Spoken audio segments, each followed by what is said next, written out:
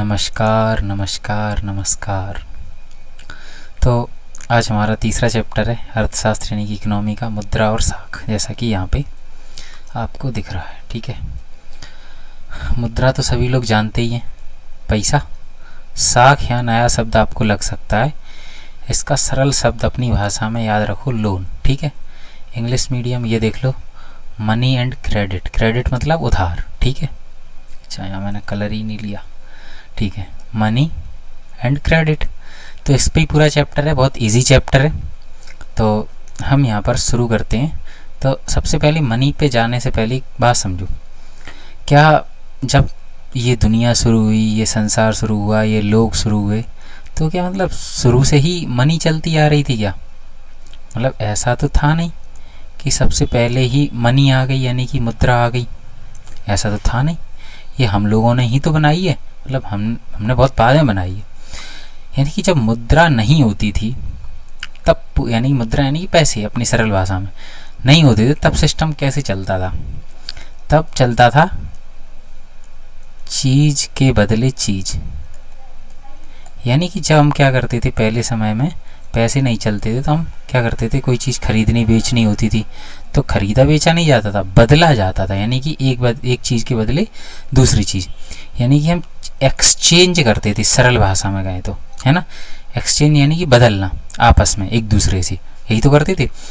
तो जब ऐसे एक्सचेंज करते थे, एक चीज़ के बदले दूसरी चीज़, यानी कि जो चीज़, जैसे मान लो, थोड़ा सा एक सेकंड, जैसे मान लो ये हमारे हैं मोंटू भाई और ये हैं हमारे चिंटू भाई। पेंटिंग समझ लेना बस, ठीक है। दो लोग हैं, ये एम और ये चिंटू भाई, मोंटू और चिंटू भाई। चलो जो भी है, बस यहाँ ये समझना। अब देखो, इनको चाहिए, मान लो कुछ भी ऐसी चीज़ चाहिए, इनके पास एक ऐसी चीज़ है, जैसे मान लो इनके पास है सेब, ये सेब तो नहीं लग रहा, और इनके पास है मान लो कुछ और, गेहूं है मान लो। अब चिंटू भाई का सेब खाने का मन हुआ, तो अब ये क्या करेंगे, मोंटू भाई से कहेंगे भाई सेब देगा क्या? मोंटू कहेगा मैं क्यों दूं? वो कहेगा अरे अरे तू मुझसे गेहूं ले लेना, तू गेहूं से खाना बना लेना, रोटी बना लेना। तो ऐसे करके ये दोनों आपस में क्या करेंगे, एक्सचेंज करेंगे गेहूं और सेब का। तो ऐसे ही चलता था पहले।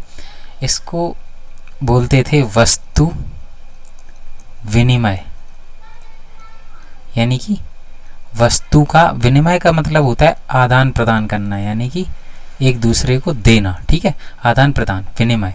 ठीक, अर्थशास्त्र की भाषा में अपन लोग इसको विनिमय कहेंगे। इंग्लिश में बड़ा ही सिंपल शब्द है, बार्टर सिस्टम। अब तो याद आया होगा, बार्टर सिस्टम। बार्टर सिस्टम क्या होता है, जहाँ एक चीज़ के बदले दूसरी चीज़ दी जाती है। तो इसको हम यहाँ थोड़ी एक इमेज के माध्यम से समझेंगे। ये देखो, ये हमारी दीदी हैं वही, ठीक है। अब ये क्या कर रही हैं, ये अपना सेब इन भाई को दे रही हैं और इनसे क्या कर रही हैं, मुझे ये थैला दे दो। और ये इनका बार्टर सिस्टम चल रहा है यहाँ पे। ठीक है, बात समझ में आ गई। तो ये जो सेब का लेन देन है और ये जो थैले का लेन, थैले में पैसे नहीं भरे हैं, ये मत सोच लेने लगना, वरना ये बार्टर सिस्टम यानी कि वस्तु विनिमय होगा कैसे, ये भी तो सोचो। तब तो पैसे थे नहीं, तो ये पैसे देगा ही क्यों, और देता तो फिर दुकान से खरीदता। बात समझो। चलो खैर ठीक, जो भी है। तो ये बार्टर सिस्टम को आपको एक इमेज से समझ में आ जाएगा। अच्छा, आपको ये इमेज चाहिए हो तो बता देना, ठीक है। अच्छा चलो, बार्टर सिस्टम समझ में आ गया। अच्छा, अब बार्टर सिस्टम में व्यवस्था थोड़ी गड़बड़ा रही थी। अगर मान लो कि ये जो हमारे मोंटू भाई साहब थे, मोंटू भाई साहब थे, इनको मान लो गेहूं नहीं चाहिए, फिर क्या करेंगे? फिर तो चिंटू भाई के लिए समस्या हो जाएगी, फिर इनसे ये सेब लेंगे कैसे? तो फिर इसमें एक समस्या आने लगी। तो इस समस्या को सॉल्व करने के लिए मनी यानी कि मुद्रा का जन्म हुआ, यानी कि पैसा। यानी कि यार, जब मान लो कि इस व्यक्ति को जो चाहिए वो इसके पास है ही नहीं, और जो इसके पास है वो इसे चाहिए नहीं, कुछ भी मान लो। अगर मान लो एक और लोग है, उसके पास भी नहीं है मान लो फिर वो चीज़, फिर तब तो और भी समस्या है। एक सेकंड, क्या हो गया? अगर मान लो इसके एक और व्यक्ति है, उसके पास भी नहीं है, फिर तो व्यवस्था बिगड़ रही थी। और मान लो कि गेहूं है और सेब है, अगर मान लो मोंटू भाई के पास जो सेब है वो इस चिंटू को नहीं चाहिए। अब ये सेव 2-4 दिन, 8 दिन, 10 दिन, कितने दिन रखेगा, ख़राब हो जाएंगे। फिर तो ये मोंटू भाई परेशान हो जाएंगे, भाई साहब हमारे सेव तो ख़राब हो गए, अब क्या करें। अब हम कुछ चीज़ भी नहीं खरीद सकते क्योंकि मेरे पास जो सेव थे वो तो ख़त्म हो गए, ख़राब हो गए, सड़ गए या कुछ हो गए। तो अब ये भाई साहब बड़े परेशान। तो ऐसे ही धीरे धीरे क्या हुआ, मनी का जन्म हुआ, मुद्रा का जन्म हुआ। अब मुद्रा का जन्म हुआ, इसमें जो बार्टर सिस्टम थी, वस्तु विनिमय प्रणाली थी, इसमें जो समस्या थी वो क्या थी, आपको समझ में आई होगी। अच्छा, यहाँ यहीं लिख देते हैं, ठीक है। जो आवश्यकता थी इसमें कैसी थी, दोहरी थी। दोहरी मतलब दोनों साइड से होनी चाहिए, है ना। आवश्यकता कैसी थी, दोहरी थी, मतलब दोनों साइड से। अगर एक से होगी तो फिर वो चीज़ लेन देन हो नहीं पाएगा। यानी कि आवश्यकता और ऐसा संयोग बनेगा तभी तो क्या होगा, दोनों तरफ से संयोग बनेगा कि जो चीज़ मुझे चाहिए, जो चीज़ मोंटू को चाहिए वो चिंटू के पास है, और जो चीज़ चिंटू को चाहिए वो मोंटू के पास है। तभी क्या होगा, वस्तु विनिमय हो पाएगा। तो ये आवश्यकता, यहाँ पर मैं एक टर्म बोल रहा हूँ, आवश्यकताओं का दोहरा संयोग, ये होगा तभी वस्तु विनिमय पॉसिबल था। यही बात तो थी, ठीक है, बात समझ में आई। अच्छा, इंग्लिश में इसको बोलते हैं double coincidence of wants. Double यानी दोनों लोगों से, कोइंसिडेंस होता है मतलब संयोग। ऐसी कोइंसिडेंस हो जाए, कहते हैं कि कोइंसिडेंस हो गया, हम मिल गए अचानक, तो ऐसी व्यवस्था होनी चाहिए। वांट्स, वांट्स यानी ये ज़रूरत है, दोनों तरफ से होनी चाहिए। जो मुझे चाहिए वो तुम्हारे पास है, जो तुम्हें चाहिए वो मेरे पास है, ठीक है, बात समझ में। फिर आती है हमारी मनी। मनी का जन्म हुआ, पैसे का जन्म हुआ। अच्छा, मनी है क्या, मनी क्या करती है, यानी कि जो मुद्रा है, जो पैसा है, वो करता क्या है, ये क्या करता है। जो हम एक्सचेंज की बात कर रहे थे ना अभी, हम क्या करते हैं, एक्सचेंज करते हैं, मतलब पैसे का एक्सचेंज ही तो कर रहे थे, चीज़ों का जब एक्सचेंज कर रहे थे तो उसमें क्या करती है, एक मीडियम का काम करती है। मीडियम यानी कि माध्यम। माध्यम तो समझते हो, जिसके माध्यम, जैसे हम कहते हैं ना, इसके माध्यम से हमने ऐसा किया, इसके माध्यम से ऐसा किया। और एक्सचेंज को अभी मैंने हिंदी में क्या बताया था, विनिमय। विनिमय यानी कि लेन देन, यानी कि मनी, मुद्रा क्या करती है, एक्सचेंज का मीडियम बनती है, ठीक है, बात समझ में आई। अच्छा, तो मैं आपके लिए कुछ इमेजेस लाया हूँ, वो देखते हैं। ये बार्टर सिस्टम तो अपन ने समझ ही लिया था। अच्छा, यहाँ देखो, डबल कोइंसिडेंस ऑफ वांट्स। ये भाई साहब के पास थी ब्रेड और दीदी के पास थी कैरेट्स। तो भाई साहब कह रहे हैं आई वॉन्ट कैरेट्स, ये चिन्ह थोड़े गलत हुए हैं। भाई साहब कह रहे हैं आई वॉन्ट कैरेट्स, दीदी कह रही हैं आई वॉन्ट ब्रेड्स। तो दोनों दे दो, दोनों के पास एक है, जो इन्हें चाहिए थी कैरेट्स, इनके पास थी, और इसको चाहिए थी ब्रेड, जी इसके पास है। तो हो गया डबल कोइंसिडेंस ऑफ व्हाट, आवश्यकताओं का दोहरा संयोग। अगर मान लो नहीं होती तो व्यवस्था बिगड़ जाती है ना, तो ये ज़रूरी होता है। एक और एग्जांपल है, ये भाई साहब कह रहे हैं आई वॉन्ट एप्पल्स, ये एप्पल्स दे दो मुझे, और दीदी कह रही अरे आई वॉन्ट सैक, सैक मतलब थैला, ये थैला मुझे दे दो, ठीक है। तो ये डबल कोइंसिडेंस ऑफ व्हाट। अच्छा, मनी क्या करता है, money as a medium of exchange, यानी कि क्या करता है, ये एक्सचेंज में मीडियम का काम करता है, माध्यम का काम करता है। जैसे मान लो ये रहे आप, अगर लड़की है कोई देख रही है तो आप ये नहीं है, ठीक है, चलो बाल लाल नहीं बनाएंगे, चलो जो भी है। ये बाहर गया, कोई भी चीज़ खरीदने गए, दुकान पे गए, भाई साहब कुछ खरीदा, हमने इसको क्या दिया, ये पैसा दिया, और ये सामान इनसे ले लिया। ये सामान तो ले लिया, चलो ले लिया, इसके पास पहुंच गया पैसा।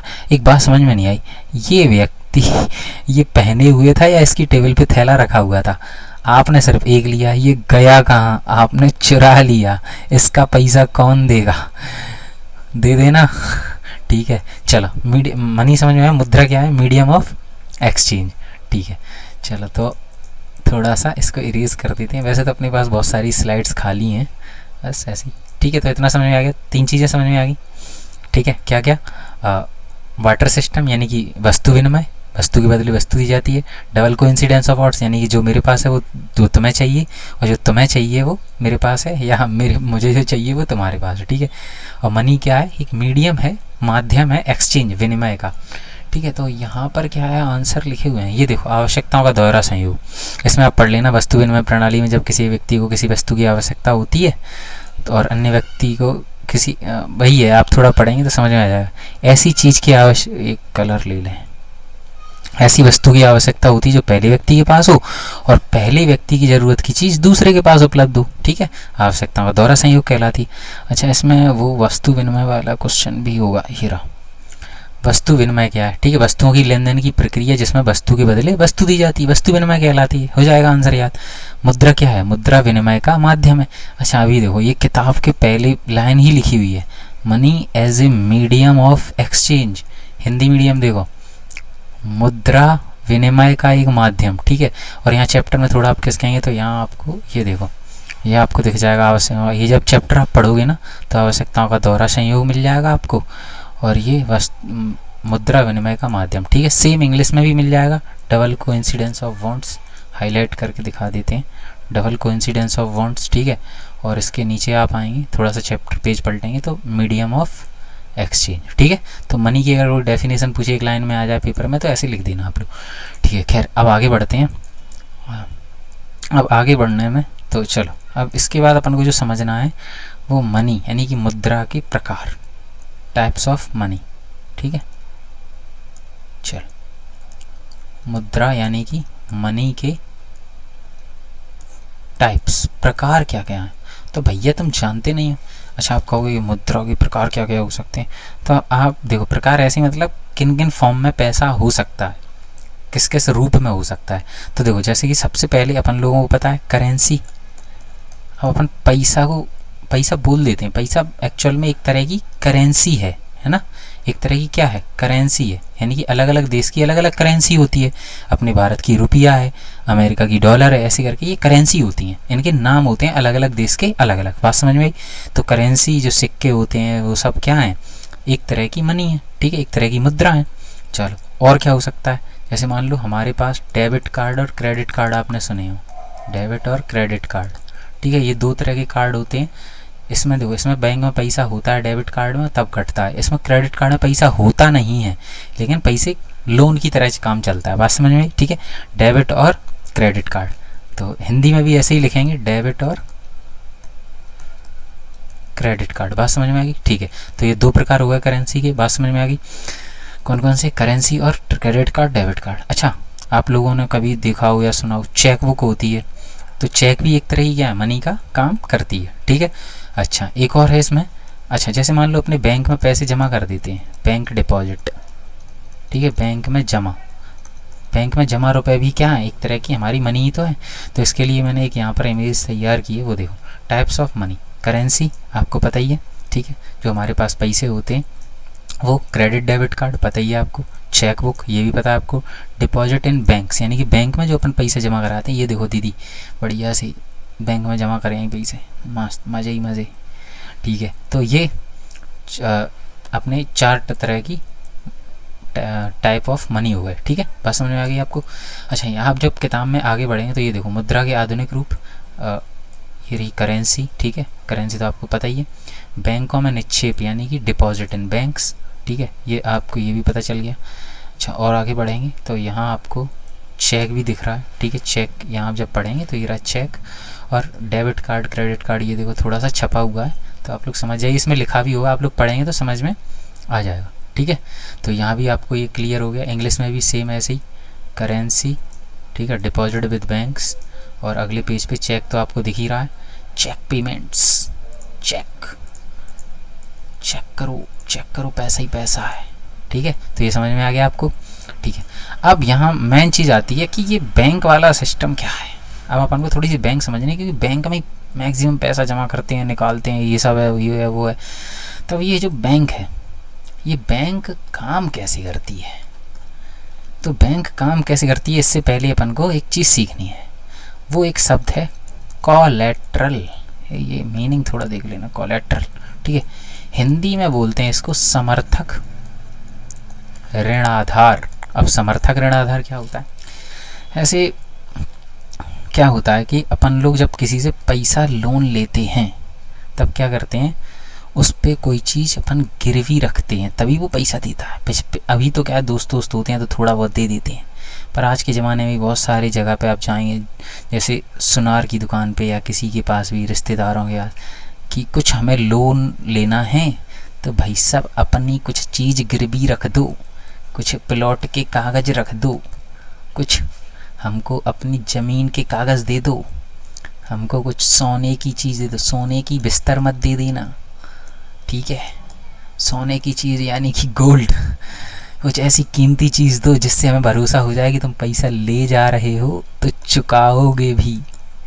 इसलिए वो क्या करते हैं, थोड़ा सा चीज़ रख लेते हैं, गिरवी रखते हैं। इस गिरवी रखने वाली चीज़ को ही हम क्या कहते हैं, कोलेट्रल, समर्थक ऋणाधार। अब हिंदी के शब्द को थोड़ा समझ सकते हैं। समर्थक, समर्थक होते हैं कौन, जो सहयोग करते हैं। ऋण आधार, ऋण में आधार प्रदान करते हैं, यानी कि लोन लेने में हमें क्या करते हैं, सहयोग प्रदान करता है। तभी तो होता है, तो जब हम गिरवी रखते हैं चीज़ तभी तो हमें मिल पाती है।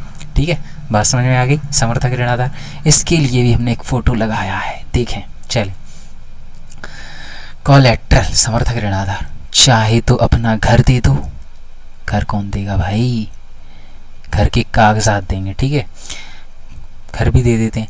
कोलेट्रल, ज़मीन दे दो, ज़मीन के कागज़ दे दो। कार, यानी कि कोई भी संपत्ति जो हमारे पास हो, ये दे जाओ। और जिस दिन पैसा वापस करो, रीपेमेंट करो, तब अपनी वापस चीज़ ले जाना। बात समझ में आई। गिरवी रखने वाली कोलेट्रल समर्थक ऋण आधार क्या है। अब समझेंगे बैंक कैसे काम करती है।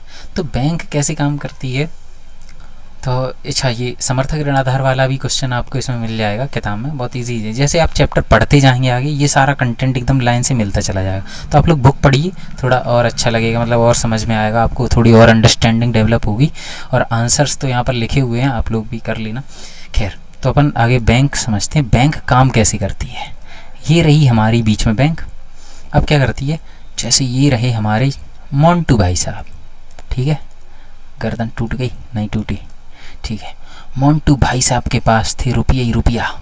इनने सोचा कि खर्च नहीं हो रहे हैं, कहाँ चलते हैं, बैंक में जमा करते हैं। हम करे आए जमा। इनने कहा कि हमारा जमा करने से क्या फ़ायदा। बैंक ने कहा कि हम तुमको ब्याज देंगे। ब्याज कितना देंगे, 2 रुपया का ब्याज देंगे। कितने रुपए पर, 100 रुपये पर, ठीक है। अब बैंक इस पैसे का क्या करेगी, 100 रुपये तो ले लिए। इसने कहा कि आओ गरीब लोगों, आओ कर्ज वाले लोगों, मैं तुम्हें देता हूँ लोन। अब बैंक कहती है लोन तो तुम हमें दे रहे हो, वापस कितना लोगे। हम वापस ब्याज सहित लेंगे। ब्याज कितना लोगे, 8 रुपया लेंगे। 6 रुपया इनने बचा लिए। बात समझ में आई। इनने क्या करा, बैंक ने यहाँ से मान लो 100 रुपये जमा कराए चिंटू से, मोंटू से, यहाँ 100 रुपये जमा हुए। इनने क्या करा, इसको लौटाए 102 रुपये, जब ब्याज हो जाएगा, मतलब काफ़ी टाइम जमा रहेंगे पैसे, जब वापस लेने आएगा तब। लेकिन इन्हें यहाँ किसी को लोन दे दिया, कर्ज दे दिया, और यहाँ से इससे लिए 108 रुपया। 6 रुपये का इनको फ़ायदा हुआ कि नहीं, और इसी से चला रहे हैं अपनी व्यवस्था और कमा रहे हैं पैसा। इतनी समझ में आई। अच्छा, एक बात सोचो, यहाँ जब ये कर्ज लेने जाएगा कोई व्यक्ति, अगर मान लो अपने मोंटू भाई साहब, नहीं मोंटू ने तो जमा ही किए थे, तो अगर मान लो हमारे चिंटू भाई साहब ही लोन लेने गए थे, तो ये जो बैंक है इनको पैसे ऐसे ही दे देगी लोन फ्री में। इनसे भी तो कुछ कोलेट्रल रखवाएगी। कोलेट्रल यानी कि कोई समर्थक ऋणाधार लेगी कि नहीं, यानी कोई चीज़ गिरवी रखवाएगी, तो ये गिरवी रखवाएगी तभी इनको लोन देगी। तो इस तरीके से बैंक क्या करती है, काम करती है। चलो इसको भी समझते आगे। ये देखो, ये आपकी बुक में मतलब ऐसे ही छपा हुआ है, तो आप वहाँ देख लेना। जमा करता यानी डिपॉजिटर, डिपॉजिट क्या करते हैं, बैंक में पैसा जमा करेंगे, और ये कर्ज लेने वाले पैसे लेंगे। ये देखो बूढ़े बूढ़े लोग आ रहे हैं, भाई साहब ज़रूरत है देश को पैसे की। फिर ये क्या करेंगे, पैसा रिटर्न करेंगे विथ पे इंटरेस्ट यानी कि ब्याज के साथ, और ये रिसीव करेंगे इंटरेस्ट यानी कि ब्याज इनको मिलेगा जमा करने वालों को। ये देखो बढ़िया बढ़िया कमाओ पैसा। लोग धन निकालते हैं और ब्याज पाते हैं, लोग ऋण लौटाते हैं और ब्याज देते हैं। बैंक की आय बढ़ती है यानी कि पैसा कमाती है बैंक मस्त से। ठीक है, बात समझ में आ गई। इतना बढ़िया से क्लियर हो गया। शायद ये फ़ोटोज़ आपको आज अच्छी लग रही होंगी। तो किताब में थोड़ा आप देखेंगे, इसको मैं थोड़ा छोटा कर देता हूँ। हाँ, यहाँ देखो, बैंक की ऋण संबंधी गतिविधियाँ जब ये आप पढ़ेंगे ना, तो बैंक कैसे काम करती है पूरा यहाँ से देखो, ये आप पूरा पढ़ लेना तो आपको समझ में आ जाएगा बैंक कैसे काम करती है। ठीक है, बात समझ में। ये देखो यहीं चिपका हुआ है, यहीं से मैंने लिया था। और यहाँ पे देखो English medium loan activities of banks, तो यहाँ आप पढ़ेंगे तो आपको ये पूरा मिल जाएगा। ठीक है, बात समझ में आ गई। यहाँ आंसर्स में आप लोग यहाँ देख लीजिए, बैंक ऋण संबंधी काम कैसे करती है, यही लिखा है। ठीक है, मध्यस्थता का काम करती है, मतलब बीच में। ठीक है, मुद्रा के आधुनिक प्रकार, बैंक में जमा, चेक, क्रेडिट, डेबिट कार्ड। ठीक है, बात समझ आ गई। ये तो करेंसी, ये सब अभी अपन ने क्वेश्चन कराई था, ये भी आपको क्लियर हो गया। ठीक है, और हमारा समर्थक ऋणाधार की कोई डेफिनेशन तो नहीं लिखी है, लेकिन आप लोग इसमें आगे पढ़ेंगे तो आपको समझ में आ जाएगा। ठीक है, चलो अब क्या है, अब ये लोन तो दे रहे थे, अब बैंक ने जब लोन दे रही थी तब समझो, जब लोन दिया यानी कि ऋण दिया, तब क्या किया इनने कहा कि भाई साहब हम तुम पे कुछ शर्तें लगाते हैं। शर्तें यानी कि टर्म्स रखते हैं कि कैसे क्या होगा, यानी कि आप हमसे लोन तो ले जा रहे हो लेकिन कुछ शर्तें हैं मेरी। क्या क्या शर्तें हैं कि हमारा जो इंटरेस्ट रेट है यानी कि ब्याज की जो दर है वो कितनी है। आपने 8% लिख दिया है लेकिन अलग अलग होती है, ठीक है ना। तो इंटरेस्ट रेट यानी कि ब्याज की दर क्या होगी, ये हमारी शर्त है पहली। ठीक है, एक तो ये चीज़ हो गई। अच्छा, और क्या हो सकती है कि आप कोलेट्रल समर्थक ऋणाधार क्या रख रहे हैं वो भी तो बताओ। ठीक है, समर्थक ऋणाधार डॉक्यूमेंट्स भी तो हैं, कागजात क्या हैं। हम तुम्हें कैसे दे दें कि बस आ गए मुँह धोके और दे दो लोन, तो नहीं मिलने वाला भैया। ठीक है, तो कागजात क्या हैं, और भैया पैसा चुकाओगे कैसे ये भी तो बताओ। तो मोड ऑफ रीपेमेंट, री का मतलब दोबारा और पेमेंट मतलब चुकाना, मतलब देना पैसा।